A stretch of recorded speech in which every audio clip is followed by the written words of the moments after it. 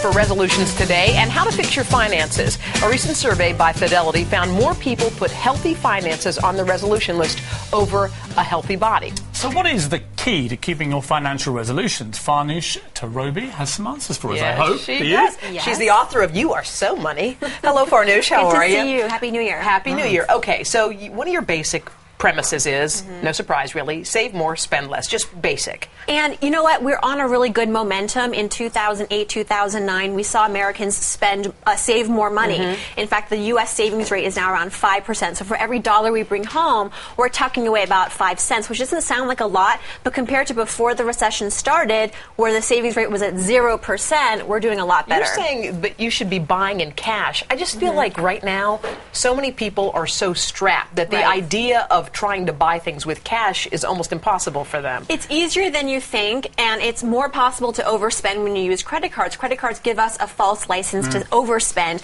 and credit experts tell me that when we actually bring cash to the register, we can save 20% because we are just sticking to what we have. Part of the problem, it seemed to me, with the whole recession, yes, the bankers got us into the mess and everything else, but actually individual responsibility fell down as well. I mean, people were just borrowing too much money. I mean, so when the crash came, they all had this fake money they thought they had disappeared. Now, cash, I think, is a good idea because it makes people think about what do you actually have. But if you have it, it keeps you accountable. 2010 will be the year of the personal accountability. And that's a resolution this year. In fact, in addition to wanting to save more, people want to become more confident and get a bigger grip on their own personal finances. You talk about this spending, what is a spending buddy or telling Money somebody? buddy. Money buddy. What's that about? Well, it started with kind of someone asked me, how are you going to keep to your resolutions this year? And I said, you know what, I'm going to call my mom more often because she's going to keep me accountable. If I share my goals with somebody, same thing with dieting, same thing with any kind of challenge that you're trying to overcome. When you involve someone in your life, you share this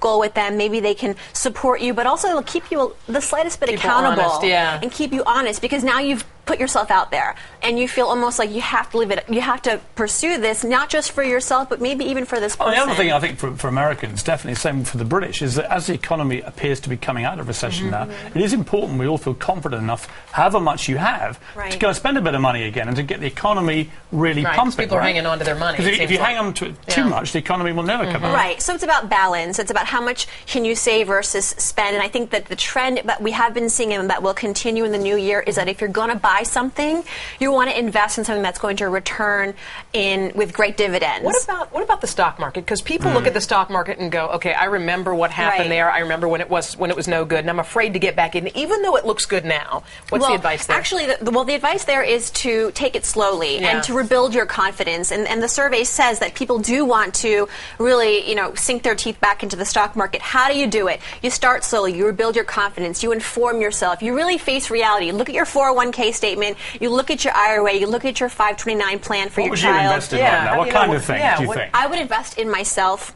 What does that mean? And that means investing in things that will pay off in the future, things that will invest in my health, in my career. Like going back to school maybe, although I have a master's, but just taking an online course just to enrich my skills, and networking is a form of you wouldn't invest in, say, conventional things, the stock market, other kind of investments? Sure, is it too risky still? I'm turning 30 this year, so I think that for me, I still have a long horizon until I retire. One of my goals is to actually start a stock portfolio in addition to investing more in my retirement and rainy day savings. Okay, is there anything that you think in the stock market? Because I know you want a sure thing. I know nothing's a sure thing. But what would be? Is there anything out there that you feel like is safe? Like let's go down that road. Well, I think I don't want to speculate, but I do think that real estate's going to come back. Yeah. And a lot of people are talking right now about like real estate investment trusts, these funds that invest in various real estate ventures. One guy we should follow, Warren Buffett. You know that guy, the super rich guy? Call him. Warren Buffett, when the recession hit, he said, right, here's what you do. You buy shares in chewing gum stock, chocolate stock, and pizza stock. Because when people are worried, they chew gum, eat sweets, and have pizza at home. And you know what? Look at the stocks. I like that logic. The stocks that have survived previous recessions that are still existing today, maybe they've been beaten down, but they've been tried and true. They're tried and true. They've proven that they can survive difficulty. Farnoosh, thank you so much. Good You're advice welcome. and good luck with your book, too.